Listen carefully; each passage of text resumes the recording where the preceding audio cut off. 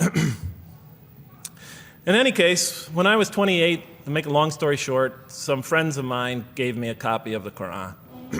And one night I was sitting in Diamond Heights, my apartment in Diamond Heights in San Francisco. I was working that time at the University of San Francisco. I was 27, 28 at that time, I can't remember. And I ran out of stuff to read, and I took this gift that my friends gave me and I began to read it. And I came to the first verse. Well, I opened the Quran, read the first page, then the second, and then very quickly, in the second surah, about 37 verses into the Quran, I came upon the story of mankind. And I have to admit, I read through it very quickly. It was about 9, 10 verses long, story of the first man and woman. And I recognized some of the details. It was similar to what I had learned when I was a child, but I noticed that there was something wrong. It was apparent to me that whoever authored this Quran, of course I wasn't a Muslim at the time, so I didn't have any idea who that was, whoever authored this Quran clearly did not understand the real meaning of the story, because they had obviously gotten the details confused. They didn't even understand the whole purpose of the story. And so I just read through it once, and then I read through it again, just to try to see what kind of point the author was making, and then I read through it a third time and a fourth, and then I realized this is something strange going on here. I'm going to read this much more carefully. I'm going to need to go through this story line by line, verse by verse, because it's obvious that the author is trying to bring out another point. And I wasn't quite sure what it was, but definitely he packs a lot of meaning into almost every word. And I thought the writer at least seems to have a great measure of brilliance. And so I'll try to sort of take you through what my experience was as quickly as I can. So I came to the 30th verse of the second surah, Surah Al-Baqarah, and it began like this. It said, "Behold, your Lord said to the angels, I am going to place a vicegerent on earth." The Arabic word is khalifa. It means a representative or an emissary of mine. "I am going to place a vicegerent on earth." And they said, the angels said, "Will you place therein one who will spread corruption and shed blood, while we celebrate your praises and glorify your holiness?" And God said, he said, "Truly I know what you do not know." See, that's the verse that hooked me. That's the verse that caught my attention. That's the one that kept on making me read the story again and again and again. Because listen to the way it begins. "Behold, your Lord said to the angels, I am going to place a representative of mine on earth, a vicegerent of mine, an emissary, one who acts on my behalf." I thought, that's not the way it goes. You're not supposed to be placing man on the earth in some positive role, some elective office.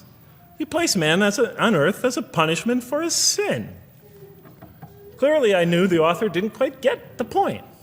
But still, it was an amazing line. But then I come to the next line, and it says, "And the angels say, will you place therein one who will spread corruption and shed blood, while we celebrate your praises and glorify you?" I looked at it again. I couldn't believe the question. They said, "Will you place therein one who will spread corruption and shed blood, while we, the angels, celebrate your praises and glorify you?" I looked at that and I said, exactly. That would be my question. Why would you create this being, supposedly for some positive role, when he's capable of doing tremendous wrongdoing? When he could spread corruption and shed much blood? Why would you create this violent and pernicious creature when you could create angels? As the angels clearly say, while we, the angels, celebrate your praises and glorify you. They're asking one of the most fundamental questions in the entire history of religion. Why create you, man, this utterly fallible creature, this creature who could rebel against God's will, who could do such tremendous wrongdoing, who could wreak havoc like no other creature on earth, when you can make them angels? And look where the question is being asked. It's being asked in heaven. It's almost like saying, look, why don't you just make them angels and be up here in heaven with us, Why don't you just make them angels, pop them into heaven, he's fine. Why would you put him on earth where he could feel distant from you, where he could work out his worst criminal tendencies, act them out, feeling somehow independent and apart from you and free to do whatever he wants? when you could just make them angels and put them in heaven and make them perfectly submissive to your will? I looked at that question and said, that's my question. I'm not even a single verse into the story of mankind, and there before me I see my question. That whole question, everything that I ever thought, everything that I ever experienced, everything that I ever knew was in that question. It was as if the author took my life and wanted to pick out exactly the right question to humiliate me, to provoke me, to anger me. Why create man, this most destructive and violent creature, when you could make them angels? And then look at the answer. And he said, God said, truly I know what you do not know. You know, in modern parlance, we would say, I know exactly what I'm doing. I read that and said, what? You know what you do not know? You know exactly what you're doing? Well, please inform me. Tell me what you're doing. Because, you know, I'm 28 years old and I haven't figured out it yet. And I have a lot of issues that I'm still dealing with that's connected to this question. You can't just get off that easy. You can't just tell me you know exactly what you're doing. Not after what I've been through. Not after you made me this way. And then I realized, of course, I was arguing with a God I didn't even believe in.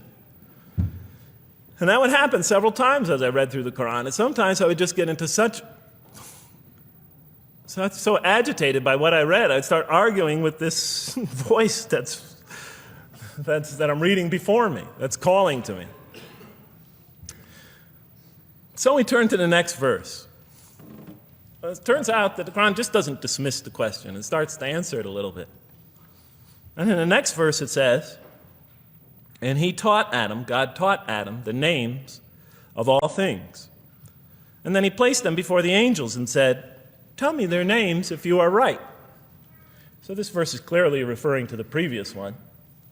But notice what it says. Now, from my own background, I remember Adam naming things, but it wasn't connected to any answer to any philosophical question. But here, notice what it says. And he taught Adam the names of all things. And I realized already, just from the first verse, you got to read these verses very carefully because it's packed with a lot of symbolism and meaning. And he taught Adam the names of all things. So here we see Adam is not only just a creature who knows how to name things, who's acquiring the gift of language, but he's also a learning creature. God is teaching him. Now right here, right in this verse, and it'll come even clearer in the subsequent verses, that the very first thing that the Quran is going to emphasize here is man's intellect. He is a learning creature. He is taught. And what is he taught? What is one of the great intellectual gifts he's given in response to the angel's question? The gift of language. Because through language, mankind can not only learn, but he could learn things not only through his own experience, but he could learn things that other people have experienced of times and places that are hundreds, thousands of years and miles separated from him. And so that all our knowledge becomes cumulative. Every generation learning from the generation before it. I'm learning today from authors I read from other sides of the world that may have existed 2,000 years ago.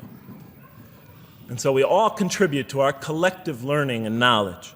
And so what I'll see later in the Quran, when the Quran will emphasize this again and again and again. Like in one verse it says, read in the name of your Lord who created a man out of a tiny creature that clings. Read, it commands the reader. For your Lord is most bountiful. Why is he most bountiful? What great gift did he give you? For he taught man the use of the pen, and through it taught him what he otherwise could not know.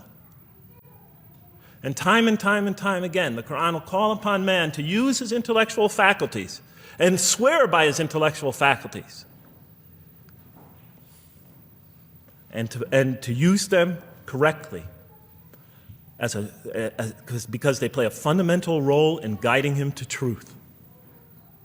I never came upon a scripture that puts so much emphasis on the correct use of our intellectual faculties, on the harnessing of reason in helping us attain to faith.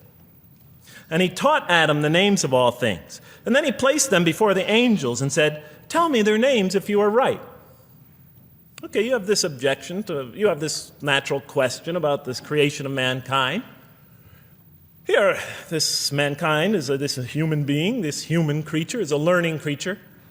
He has many intellectual gifts. Here, I'm going to place these things before you. Tell me their names if you are right about man. And what do the angels say? In the next verse they say, "Glory to you. We have no knowledge except what you have taught us. In truth, it is you who are knowing, the wise." They say this task, this intellectual test that's put before them is beyond their grasp. Notice what they emphasize. We have no knowledge. This would take knowledge. This would take an intellect that they don't possess. In truth, it is you who are knowing, the wise. You got it. It's easy for you. You're the knowing, the wise. You have knowledge. You have wisdom. But this would take knowledge and wisdom that is beyond us. And so in the next verse we read, and he said, "O Adam, tell them their names." And when he had told them their names, notice how it's just like it's nothing for him. For mankind, he has this phenomenal ability. And when he had told them their names, as if it's just a triviality for man, he names them. "O Adam, tell them their names." And when he had told them their names, God said, "Did I not tell you that I know what is unseen in the heavens and the earth? And I know what you reveal and conceal?" And he's clearly going back to the angel's question. Yes, you have these natural concerns about the creation of mankind. Yes, he could do these evil things. But look at this tremendous intellect he has. This is something you have overlooked that you haven't considered. And that's clearly the point of these verses. Even though I felt that the author didn't quite, it was as if I realized that he didn't misunderstand the story. He was taking one of the great stories in the history of humankind, one of the fundamental greatest stories in the history of mankind, and molding it and using it as a vehicle for an entirely original message. And God said, "Did I not tell you that I know what is unseen in the heavens and the earth? And I know what you reveal and what you conceal?" In other words, didn't I tell you I know exactly what I'm doing? And then in the next, and didn't I not tell you that I know what you reveal and conceal? I looked at that. What question what did they reveal and what did they conceal? What did their question reveal and conceal? I thought about it for a minute. Oh, it's obvious. What did their question reveal? You just go back and look at the question.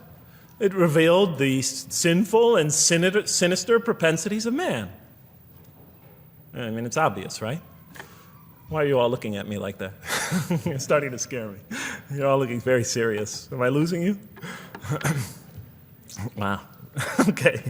So, they revealed the sinister and evil propensities of man. But what did their question conceal? And all you have to do is think about it for a minute. Human beings, yes, they could do evil. Yes, they could do wrong. Yes, they could create misery. But they could also do exactly the opposite. They could choose to do evil. They could choose to do tremendous good. They could choose to do tremendous violence. They could choose to show tremendous compassion. They could choose to live by falsehood. They could choose to live by the greatest truths. They could be terribly ugly. They could be terribly beautiful. And up until that point in my life, I, like the angels, that only saw one side of the coin. For the first time when I read that verse, believe it or not, it was an eye-opener for me.